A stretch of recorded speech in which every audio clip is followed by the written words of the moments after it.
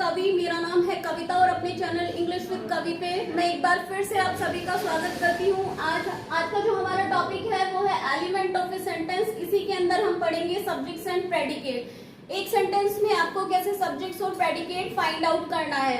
तो सबसे पहले हम सब्जेक्ट्स के बारे में जान लेते हैं, उसी के बाद हम सीधा प्रेडिकेट की बात करेंगे।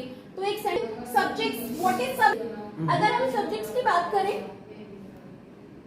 अगर हम दैट वी टॉक अबाउट, वो चीज, वो व्यक्ति या वस्तु जिसके बारे में हम लोग बातें करते हैं उसी को हम सब्जेक्ट्स कहते हैं। We talk about is called the subjects, उसी को हम सब्जेक्ट्स कहते हैं। हमारे सेंटेंस में सब्जेक्ट्स और प्रेडिकेट दोनों ही इंपॉर्टेंट हैं, तो बारी बारी से एक एक करके जानेंगे हम सब्जेक्ट्स और प्रेडिकेट को। तो जैसे कि मैंने अभी बताया, सब्जेक्ट्स क्या है। सब्जेक्ट्स किसी व्यक्ति का नेम, किसी चीज का नेम जिसके बारे में हम बात कर रहे होते हैं, वही हमारा सब्जेक्ट है। और जो बात की जा रही होती है वो हमारा प्रेडिकेट होता है। तो जैसे सब्जेक्ट्स के बारे में जान लिया, अभी प्रेडिकेट के बारे में बात करेंगे। The part which contains a verbs and tell something about the subject is called the predicate. वो चीज जो हमें, वो वर्ब और वो सब कुछ जो हमें सब्जेक्ट के बारे में बताता है उसको हम प्रेडिकेट बोलते हैं। तो सेंटेंस के थ्रू हम जान लेंगे what is subject and what is predicate.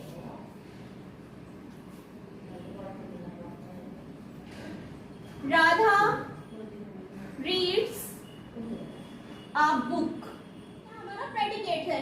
बात किसके बारे में की जा रही है? राधा के बारे में बात हो रही है, तो राधा ही हमारा सब्जेक्ट है and rest is the predicate. बाकी का जो सेंटेंस का पार्ट है वो हमारा प्रेडिकेट है, क्योंकि जो सारी बातें बोली जा रही है वो राधा के बारे में ही बताई जा रही हैं। Who reads the book? Radha reads. अभी एक सेंटेंस को और ले लेते हैं। They play cricket.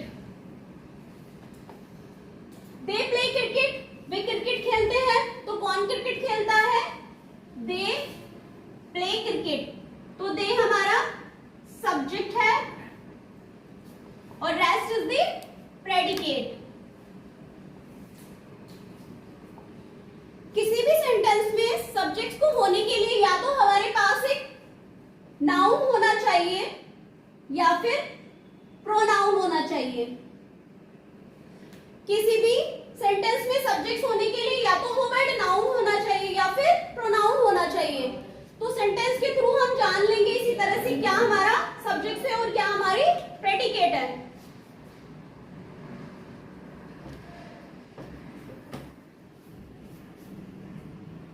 The train arrived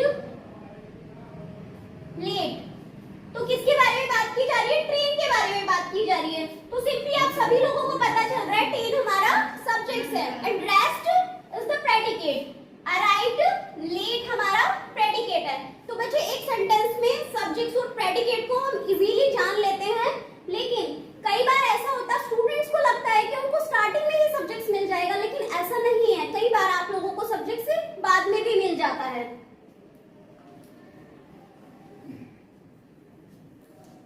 Like here is an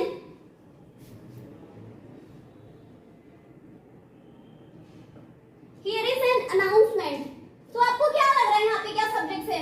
अभी कई सारे स्टूडेंट्स के मन में आ रहा होगा कि यहाँ here को ही हम सब्जेक्ट मान लेते हैं, लेकिन आपका here सब्जेक्ट कभी हो ही नहीं सकता है।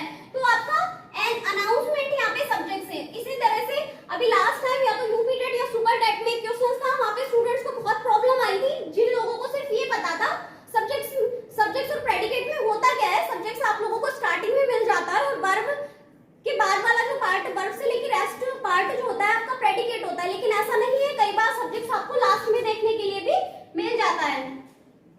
सेकंड एग्जांपल के थ्रू हम लोग जान लेंगे।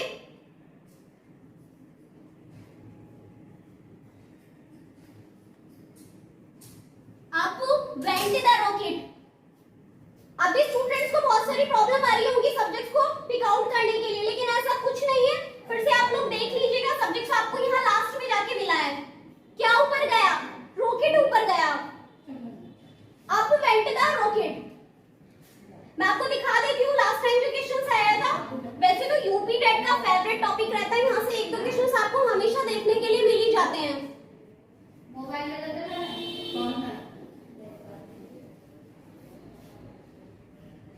On the top of the hill,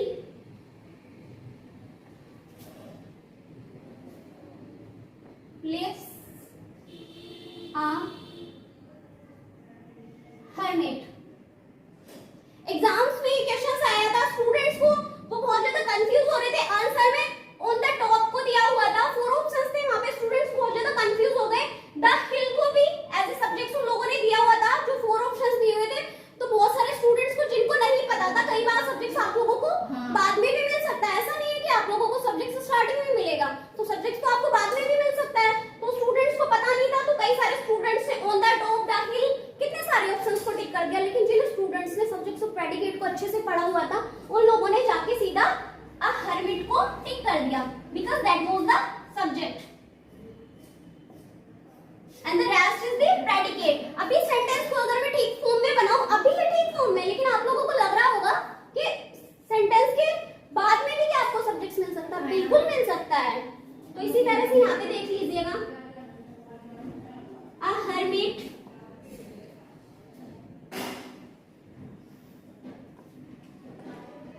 on the top of the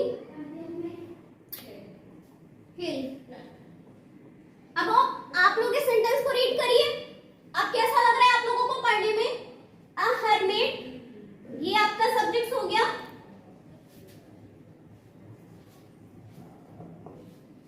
and rest is the predicate. उन लोगों ने ये एग्जांपल रेनी मार्टिन की बुक से उठाया था। तो बहुत सारे, कई बार स्टूडेंट्स को लगता है टॉपिक को तो वो पढ़ते हैं, लेकिन इतना ज्यादा डेप्थ में जाके नहीं पढ़ते, तब एग्जाम में क्वेश्चंस आए तब उन लोगों को प्रॉब्लम होती है। तो टॉपिक्स को पढ़ो, तो आप लोग बहुत ध्यान से टॉपिक्स को पढ़ो, ऊपर से टॉपिक को मत पढ़ो, आप उसके डेप्थ में जाके टॉपिक को पढ़ो, ताकि आप लोगों को चीजें क्लियर होती चली जाएं एक एक करके। तो इसी तरह से सब्जेक्ट्स, पहली बात तो किसी भी सब्जेक्ट्स को होने के लिए आपको 2 चीज चाहिए, या तो वो वर्ड नाउन होना चाहिए या प्रोनाउन होना चाहिए, तभी आप लोग देखते हैं सब्जेक्ट्स आपको इजीली मिल जाएगा। तो इसी तरह से जहाँ स्टूडेंट्स को बहुत सारा कंफ्यूजन हो गया एग्जाम में, उन लोगों को पता ही नहीं चल पाया कि सब्जेक्ट्स क्या है। तो जिन लोगों ने अच्छे से पढ़ रखा था, उन्होंने हर्मिट को टिक कर दिया, लेकिन बाकी सारे स्टूडेंट्स जो है रॉन्ग डायरेक्शन में चले गए। तो इसी तरह से बच्चे, जब भी आप कोई टॉपिक पढ़ते हो, उसकी डेप्थ में जाके आप लोग टॉपिक को पढ़िए, आप लोग उसकी स्टार्टिंग से लेके, उसके बेसिक से लेके डेप्थ में जाके देखिए है क्या। आप ये मान के मत छोड़िए कि सब्जेक्ट्स और प्रेडिकेट है। मोस्टली आपका कोई भी एग्जाम ले लीजिएगा, आपका यूपी टेट हुआ, अभी सुपर टेट हुआ, अभी टीजीटी पीजीटी, तो ऐसा नहीं है। सब्जेक्ट्स और प्रेडिकेट एक छोटा टॉपिक है, छोटा टॉपिक भले ही लगता है, लेकिन देखने के लिए काफी सारी चीजें हैं, और इसीलिए आपको एग्जाम में 1 से 2 क्वेश्चंस यहाँ पे मिल जाते हैं। तो बच्चे, कब भी आप पढ़िए तो अच्छे से इसको पढ़िए। अभी 1-2 एग्जाम्पल के थ्रू मैं आपको अभी और बता देती हूँ।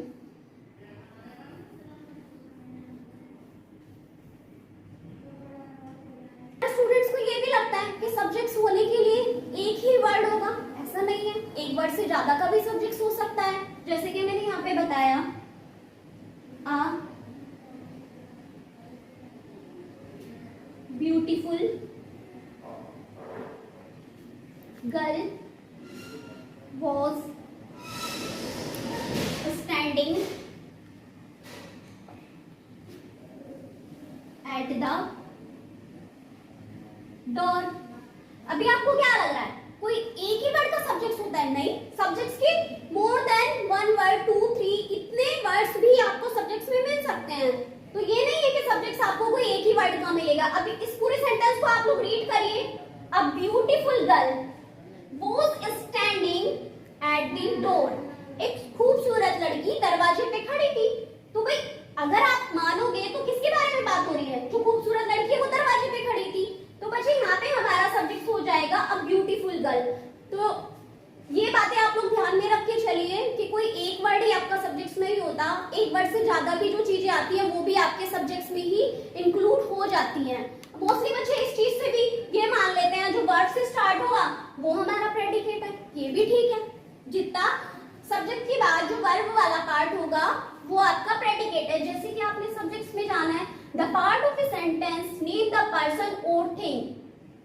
सब्जेक्ट्स का वो पार्ट जो किसके बारे में बात कर रहा होता है? पर्सन और थिंग्स, या तो किसी